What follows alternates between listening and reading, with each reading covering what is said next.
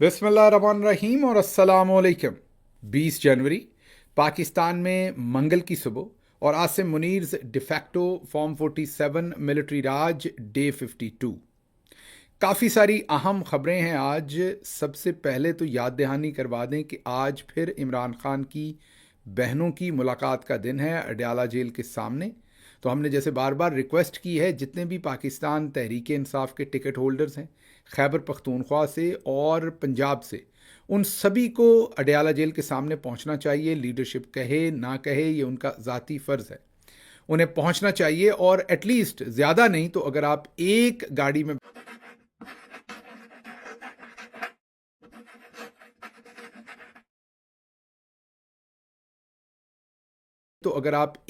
गाड़ी में बैठ के भी जाएं तो 5 लोग जा सकते हैं आराम से। तो अगर 1,000 लोग भी 5-5 लोग लेकर आएँ तो 5,000 लोग बड़ी आसानी से बन जाएंगे। और लोकल वर्कर्स जब शामिल हो जाएंगे तो एक अच्छा क्राउड होगा, एक अच्छी आवाम की रिप्रेजेंटेशन होगी, जिससे प्रेशर आसिम मुनीर और उनके साथियों पर बढ़ेगा। क्योंकि मैं ये कई महीनों से कह रहा हूँ, शायद कोई और इस तरफ पॉइंट आउट नहीं कर रहा कि इमरान खान जेल में नहीं है, इमरान खान किसी कानूनी कैद में नहीं है, बल्कि उनको अगवा किया गया है। वो मगवी हैं फील्ड मार्शल आसिम मुनीर के। और जब तक प्रेशर नहीं डाला जाएगा, उनकी ये जो आइसोलेशन है, कैद तन्हाई है, ये ख़त्म नहीं होगी। तो इसलिए मेरी एक दफ़ा फिर गुजारिश है कि ज़रूर आज तमाम टिकट होल्डर्स वहाँ पर पहुँचे। अब चलते हैं आज की दूसरी जो अहम खबरें हैं, काफ़ी सारी हैं। एक तो अचकज़ई साहब ने बहुत ही भरपूर, जानदार और शानदार तकरीर की है, वो कायदे हिज़्ब इख्तिलाफ बने हैं। उसके अलावा ट्रंप साहब जो है, उनका जो पीस बोर्ड है उस पर भी इम्पॉर्टेंट खबर है। फिर यूएई के सदर जो हैं वो इंडिया पहुंचे हैं, वो भी बहुत ही अहम खबर है। फिर जो शादी को लेकर पूरा क्राइसिस खड़ा हुआ है, वो भी, उससे रिलेटेड भी बड़ी अहम डायमेंशंस अब सामने आई हैं। कुछ नई इन्फॉर्मेशन है जो आपके सामने रखनी है। लेकिन सबसे पहले आपके सामने एक मैं ये कहूँगा अफसोसनाक खबर है वो शादी से रिलेटेड ही, लेकिन है इटली से। बाजी मरियम ने एक बैग इस्तेमाल किया था जो उन्होंने हाथ में शायद हरे रंग का पकड़ा था। वैलेंटिनो ग्रावानी वो डिज़ाइनर थे। वो पता नहीं इस दुख में यकीनन ये भी धचका लगा होगा उन्होंने, जिस तरीके से बाजी ने वो भोंडे तरीके से बैग पकड़ा हुआ था। वो उनका इंतकाल हो गया। 93 ईयर्स उनकी उम्र थी। 19 जनवरी को उनका इंतकाल हुआ है, इटली में ही। इटली के डिज़ाइनर थे वो। गालिबन उन्होंने 1960 में रोम में अपना फ़ैशन हाउस शुरू किया था। पहले वो नाइट गाउन्स बनाते थे, बड़े ग्लैमरस किस्म के। उसके बाद उन्होंने वैलेंटिनो रेड कलर, जो पूरी दुनिया में उनके नाम से एसोसिएट किया जाता है, अब वो उन्होंने इन्वेंट किया था या इन्वेंट किसी और ने ज़ाहिर है किया होगा। उन्होंने उसको ज़्यादा यूज़ किया था अपने जो जितने भी डिज़ाइनर उनके कपड़े थे, बैग्स थे। तो वैलेंटिनो रेड जो कपड़ा, जो रंग है, वो उन्हीं के नाम के साथ एसोसिएटेड है, उन्हीं के नाम के साथ उसे सेलिब्रेट किया जाता है। तो जो बैग बाजी मरियम ने उनका पकड़ा था, वो हमारे ज़राए ये क्लेम करते हैं कि वो दुबई से ख़रीदा गया था। अब वो किसने ख़रीदा, कैसे ख़रीदा, क्या उसकी पीछे पूरी सूरत हाल थी, ये कहानी कभी फिर सही। अब दुबई में बहुत सारी, आपको पता है कि कॉपीज़ भी मिलती हैं, ओरिजिनल भी होते हैं लेकिन कॉपीज़ भी मिलती हैं दुबई से बहुत सारी। अब मुझे नहीं पता कि जो वैलेंटिनो ग्रावानी है वो कल ही उनकी वफ़ात हुई है 19 तारीख को। अब वो इस दुख में मारे गए हैं बेचारे कि बाजी ने उनका बैग क्यों पकड़ा, या इस दुख में मारे गए हैं कि बैग कहीं कॉपी तो नहीं था, ओरिजिनल नहीं था, ये मुझे बहरहाल नहीं पता। लेकिन पहला नतीजा आया है बाजी मरियम नवाज़ साहबा के वो बैग पकड़ने का। एक और करेक्शन कर दें, जो हमारे मोहतरम वजाहत सईद है, उन्होंने कहा कि $12,000 का नहीं, ऐसा नहीं, ये $3,100 का बैग था, $3,100 का जो बाजी ने पकड़ा हुआ था। और सेल के ऊपर ये शायद मज़ीद सस्ता होगा, और अगर ये कॉपी हुआ दुबई से तो फिर ये बहुत ही सस्ता होगा। बहरहाल आगे चलते हैं। ये तो एक साइड की न्यूज़ थी, आपको हमने बताया कि दे दें कि वैलेंटिनो ग्रावानी जो हैं 93 ईयर ओल्ड थे, सेहतमंद थे बिल्कुल, लेकिन बाजी के इस झटके की वो ताब नहीं ला सके। अब ज़रा अगली खबर आपके सामने रख दें। कायदे हिज़्ब इख्तिलाफ महमूद ख़ान अचकज़ई। ये जहन में रखिए कि पाकिस्तान की जो 78 साला तारीख़ है, उसमें बलूचिस्तान से ताल्लुक़ रखने वाले शायद पहले अपोजिशन लीडर हैं। प्राइम मिनिस्टर तो बने हैं, लेकिन अपोजिशन लीडर पहले कोई नहीं बना बलूचिस्तान से गालिबन।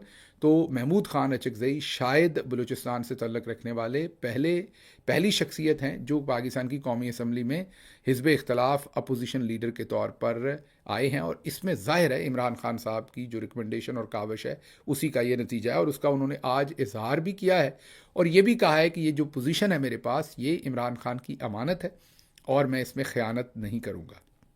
इसके अलावा उन्होंने कुछ बहुत ही जानदार बातें की हैं आज अपनी तकरीर में। उन्होंने कहा है कि वेनेजुएला से पहले ये हमारे मुल्क के साथ हुआ। वेनेजुएला में आपको पता है कि उनके जो निकोलस उनके जो सदर थे, उनको जिस तरीके से अमेरिका ने वहाँ से जाके उठा लिया था, अगवा कर लिया था, वो कह रहे हैं कि वेनेजुएला से पहले ये हमारे मुल्क के साथ ऐसा हुआ था। 2 हेलीकॉप्टर आए, उन्होंने हमारी खुद मुख्तारी के परखच्चे उड़ा दिए। सिर्फ 2 हेलीकॉप्टर वो कहते हैं। उन्होंने कहा कि वेनेजुएला में तो एक पूरी फ़ौज ही तकरीबन पहुंची थी। आपको याद होगा हमने आपको बताया था कि 150 एयरक्राफ्ट इस्तेमाल हुए थे उस सारे ऑपरेशन के अंदर, और कई सारी मेरा ख्याल 20 बेसिस थी जहां से वो जहाज़ और हेलीकॉप्टर्स सारे उड़े थे। बहरी बेड़ा इस्तेमाल हुआ था, मतलब मुकम्मल ऑपरेशन था। लेकिन महमूद ख़ान अचकज़ई कह रहे हैं कि हमारे वक्त में मीन पाकिस्तान के साथ जब ये हुआ था तो सिर्फ 2 हेलीकॉप्टर इस्तेमाल हुए थे। एटमी मुल्क, बेहतरीन फ़ौज, 25 करोड़ इंसान। वेनेजुएला में तो फिर भी बड़ी फ़ौज गई, हमारी खुद मुख्तारी 2 हेलीकॉप्टर्स ने बर्बाद की थी। एक हेलीकॉप्टर को आग लगी, हम घर में दबकर बैठे रहे, वो हेलीकॉप्टर भी अगले वापस उड़ाकर साथ ले गए। आर्मी चीफ अपने हल्फ की पासदारी करें, अफवाज की क़यादत करें, तो मैंने कभी अपने वालिद का भी हाथ नहीं चूमा, लेकिन मैं उनका हाथ चूमूंगा, वो अपने हल्फ की पासदारी करें। पता नहीं किसने कहा कि अपोजिशन लीडर के लिए नवाज शरीफ से बात की है। मैं उस मिट्टी का नहीं बना कि ओहदों के लिए किसी से बात करूं। ये महमूद ख़ान अचकज़ई साहब ने जंग की इस खबर को, अंसार अब्बासी वगैरह की जो खबर है उसको झूठा करार दिया है कि मैंने कभी भी नवाज़ शरीफ साहब से कोई बात की हो कि मुझे अपोजिशन लीडर बनवा दें। लेकिन उन्होंने आज ये जो एक तकाबली जायज़ा दिया कि जिस तरीके से वेनेजुएला के सदर को उठाया गया, पाकिस्तान में भी उसामा बिन लादेन को जब मारा गया था एबटाबाद के अंदर या उठाया गया था वहाँ से, उस वक्त भी इसी तरीके से ऑपरेशन हुआ था। लेकिन वो कंपैरिजन दे रहे हैं कि वहाँ सिर्फ 2 हेलीकॉप्टर आए थे और एक एटमी मुल्क, बेहतरीन फ़ौज, 25 करोड़ इंसान, और हमारी जो इज़्ज़त थी उसको तार तार कर दिया गया था और हम दबक कर घर में बैठे रहे थे। ये महमूद ख़ान अचकज़ई कह रहे हैं। अब चलते हैं आगे। मैं अल्लाह रब्बुल आलमीन का मशकूर हूँ कि जिन अल्फाज का मैंने हल्फ उठाया आज तक वो हल्फ मैंने नहीं तोड़ा। महमूद अचकज़ई कहते हैं हर आदमी, हर इदारे, हर इंसान को उठाए गए हल्फ का पास रखना चाहिए। इमरान खान इस मुल्क का सबसे पॉपुलर लीडर है, उसे रिहा किया जाए, हाउस ये फैसला कर ले तो कौन सा आसमान गिरेगा। बच्चों के खिलाफ केसेस ख़त्म करें, जेलों में बंद खवातीन को रिहा करें तो कोई आसमान नहीं गिरेगा। नवाज शरीफ कहते थे वोट को इज्जत दो। जब भी ये स्लोगन आएगा हम आपकी हमायत करेंगे। अपोजिशन लीडर महमूद ख़ान अचकज़ई ने यह तकरीर की है। उसके बाद अचकज़ई साहब ने जब उनकी ये तकरीर हो रही थी तो मीडिया में नहीं चलाई गई। अपोजिशन लीडर की तकरीर को मुकम्मल सेंसर किया गया, सेंसर क्या, बंदी कर दी गई। इस तकरीर को मीडिया के अंदर बिल्कुल कोई जगह नहीं दी गई, क्योंकि जाहिर है जनरल साहबान को बहुत फ़िक्र थी कि महमूद अचकज़ई कोई ऐसी बात ना कर दें कि जिससे हमारी सुबकी हो, क्योंकि जो भी सच बोलेगा इनकी सुबकी होगी। मसला ये कि इन्होंने इतना झूठ बोला हुआ है, इतना फ़रेब किया हुआ है। मैं आपको एक और इस मुल्क के अंदर जो झूठ और फ़रेब है वो बताता हूँ। एक और क्या फ़रेब और झूठ है कि जो फील्ड मार्शल आसिम मुनीर हैं वो इमरान ख़ान से इसलिए उनकी ज़ाती दुश्मनी है कि इमरान ख़ान ने उनको हटा दिया था कोर कमांड अपना DGISI से। तो ये ज़ाती मसला है, इस वजह से तहरीक इंसाफ और इमरान ख़ान के साथ बड़ा जुल्म हुआ। और फिर दूसरा झूठ ये है कि हटाया, मैं बताता हूँ झूठ मैं क्यों कह रहा हूँ इसे। हटाया तो गया था लेकिन झूठ क्यों है ये मैं बताता हूँ। और दूसरा झूठ ये है कि हटाया इसलिए गया था कि उनके पास करप्शन की फ़ाइल थी और वो करप्शन बुशरा बीबी ने की थी और वो फ़ाइल वो इमरान खान के पास लेकर गए तो उनको हटा दिया। अब पहला झूठ तो मैं इसे इसलिए कह रहा हूँ कि अज्यूम कर लेते हैं कि थी करप्शन की फ़ाइल, तो करप्शन की फ़ाइलें तो कभी नहीं मरती, वो तो रहती हैं। तो आज वो करप्शन 4 साल गुजरने के बावजूद सामने क्यों नहीं आई? बुशरा बीबी पर बार बार इल्ज़ाम लगाते थे कि वो फ़रा शहज़ादी साहबा जो थी उनके थ्रू वो बुज़दार साहब के साथ मिलके पंजाब के अंदर करप्शन करती थीं और वहाँ से पैसा बनाया जाता था।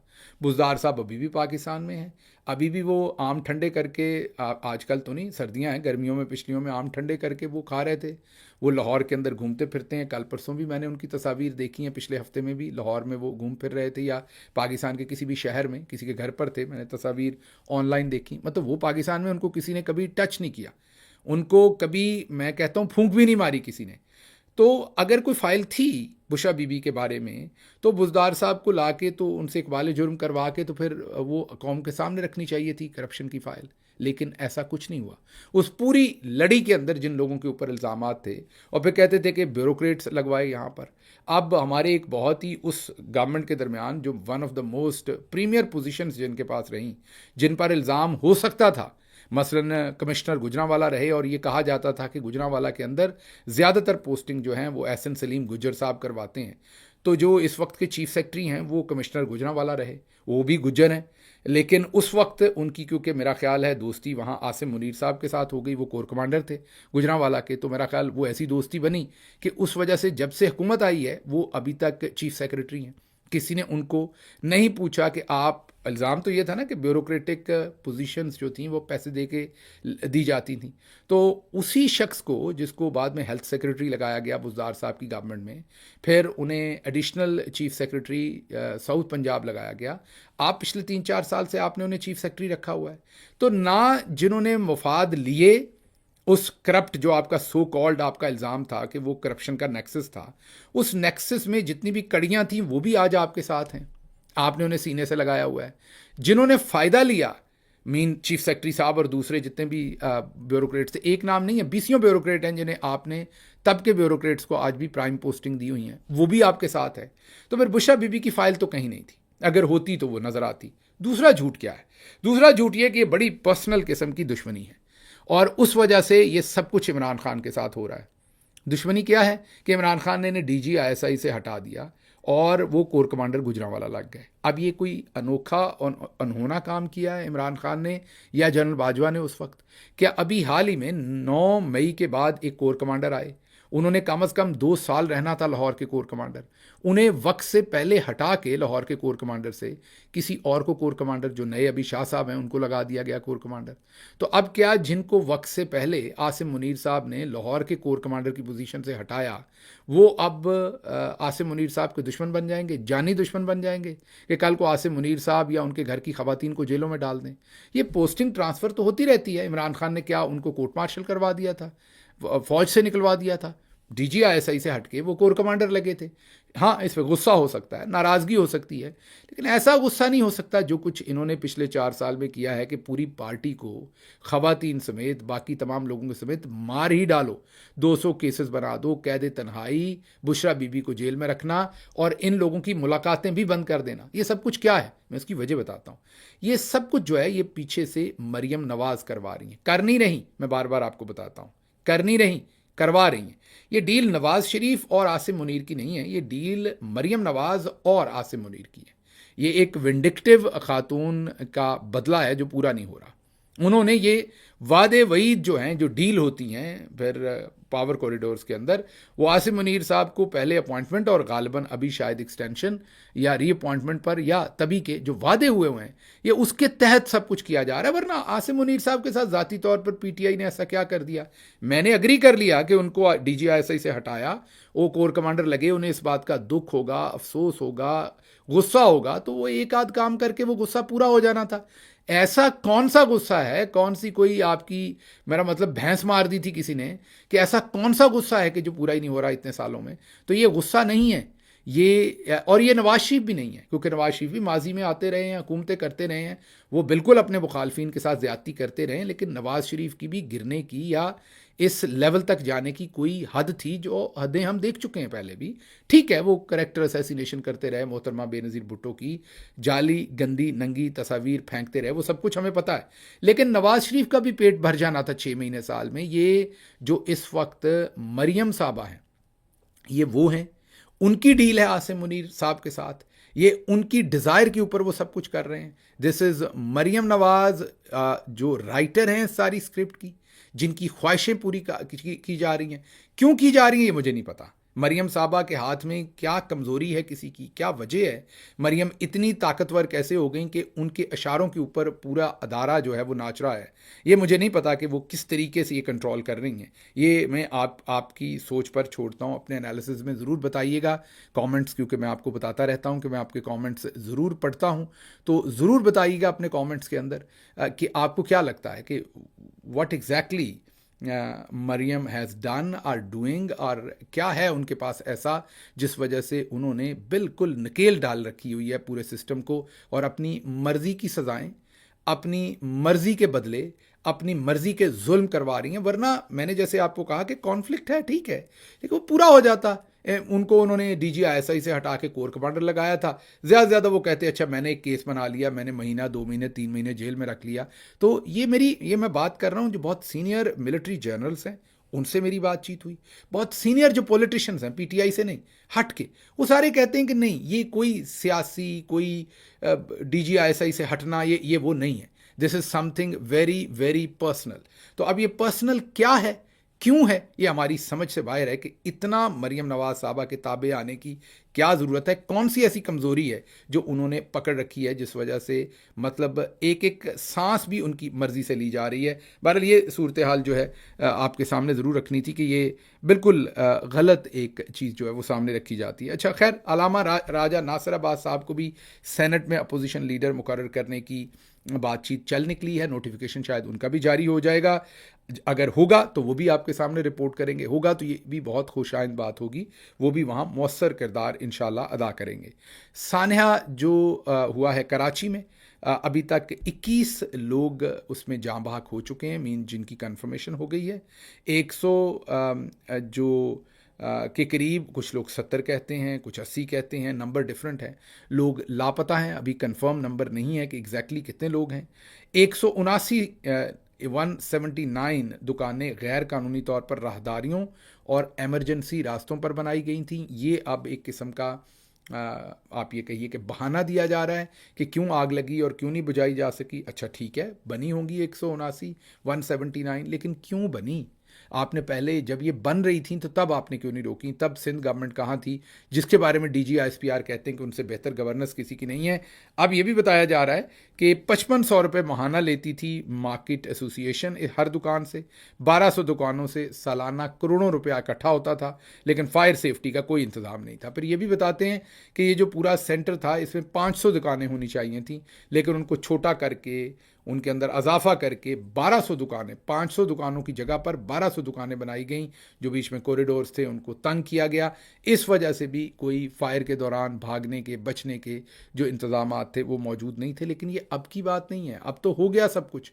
ये तो पहले रोकना था, ये जो करप्शन हो रही थी, ये जो सारी वायलेशंस हो रही थी, ये तब क्यों नहीं रोकी गई? That is the question. अगली खबर, मुत्तहिदा अरब अमारात के सदर जो है वो पहुंचे हैं इंडिया। दौरा तो उनका मुख्तसर था, लेकिन दौरे के अंदर जो कुछ उन्होंने वहाँ कर छोड़ा है वो हैरान कुन है।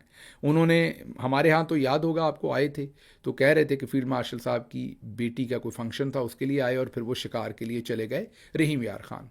और उन्होंने कोई बात नहीं की, UAE ने कोई बात नहीं की। हम नहीं कहा कि उनका जो कर्जा था उसको अब एडजस्ट कर रहे हैं हम, फौजी फाउंडेशन के $1 अरब के शेयर्स हम उनको देंगे अब, क्योंकि वो हमारे कारोबारी पार्टनर हो गए। मीन फौजी फाउंडेशन के वो कारोबारी पार्टनर हो गए। तो अब फौजी फाउंडेशन के जो पार्टनर हैं वो इंडिया में भी इन्वेस्टमेंट कर रहे हैं।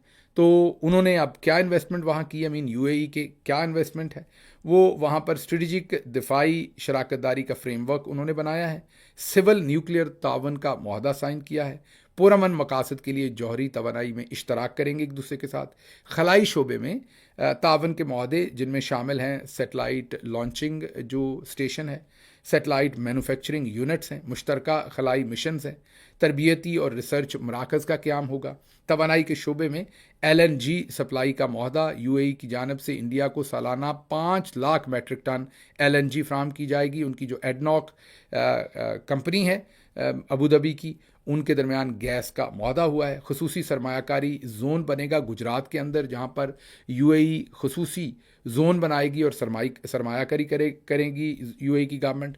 दो तरफा तजारत में इजाफा अब उन्होंने तय किया है। 2032 तक यूएई की तजारत $200 अरब, $200 बिलियन इंडिया यूएई का जो हुजम होगा तजारत का, वो $100 अरब से अभी ऑलरेडी तजावज़ कर गया है। दोनों के दरमियान जो बिज़नेस है 2032 तक वो इसे $200 अरब तक पहुंचाना चाहते हैं। ये एग्रीमेंट हुए हैं। फिर हाउस ऑफ इंडिया का क़याम होगा अबू धाबी के अंदर। ये कल्चरल मरकज़ होगा, सकाफ़ती मरकज़ होगा।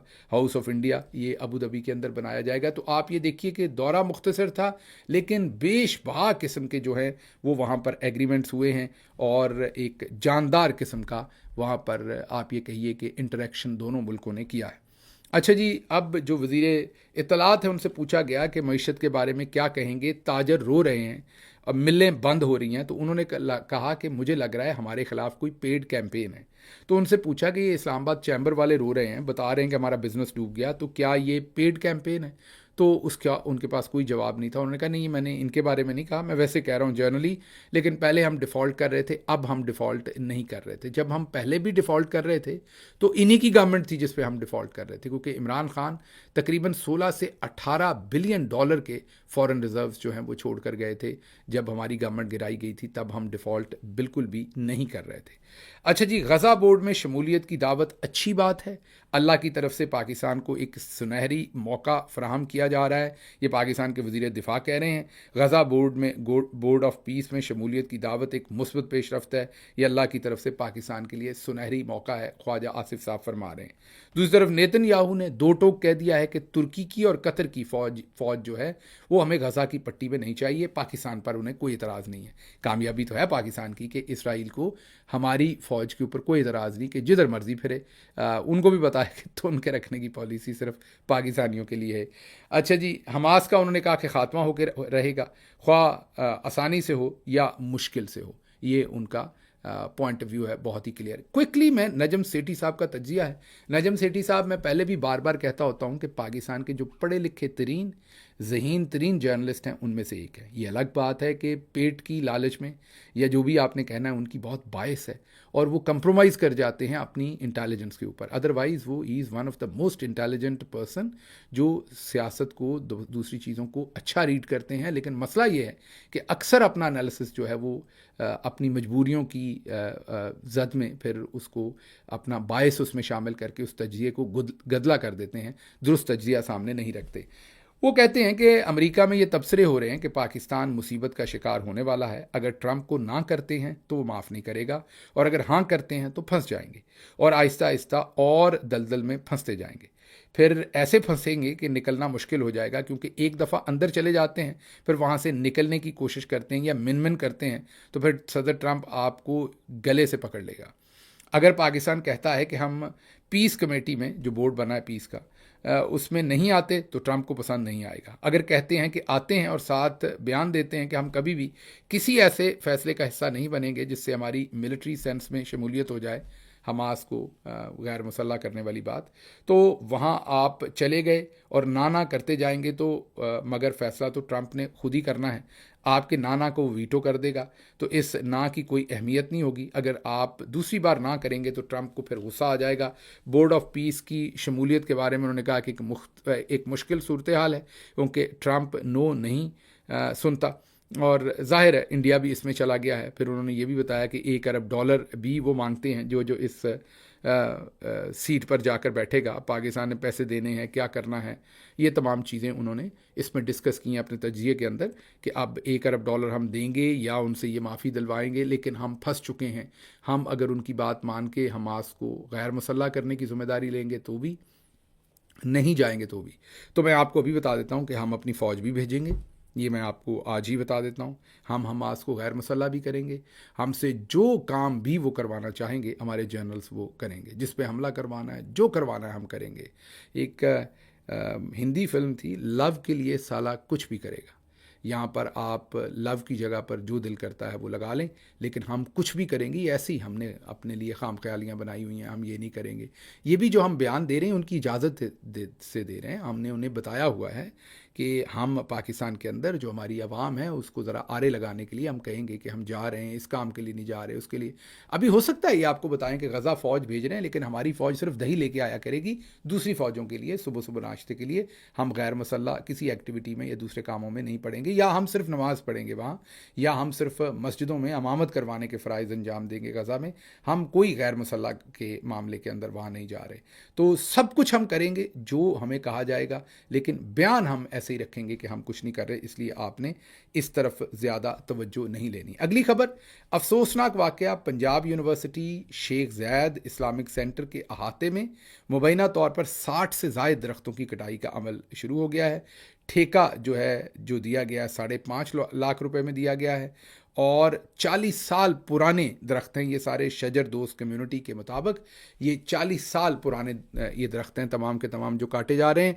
तो जहाँ जहाँ शरीफ हैं, वो भले शहबाज शरीफ है, भले मरियम नवाज़ शरीफ है, जहाँ जहाँ शरीफ हैं दरख्तों के दुश्मन हैं, दरख्त काटे जा रहे हैं। इस्लामाबाद के अंदर भी यही किया है और अब लाहौर में भी यही किया है। अल्लाह परिंदों को, दरख्तों को भी इनके अजाब से बचाए। आगे अब ज़रा शादी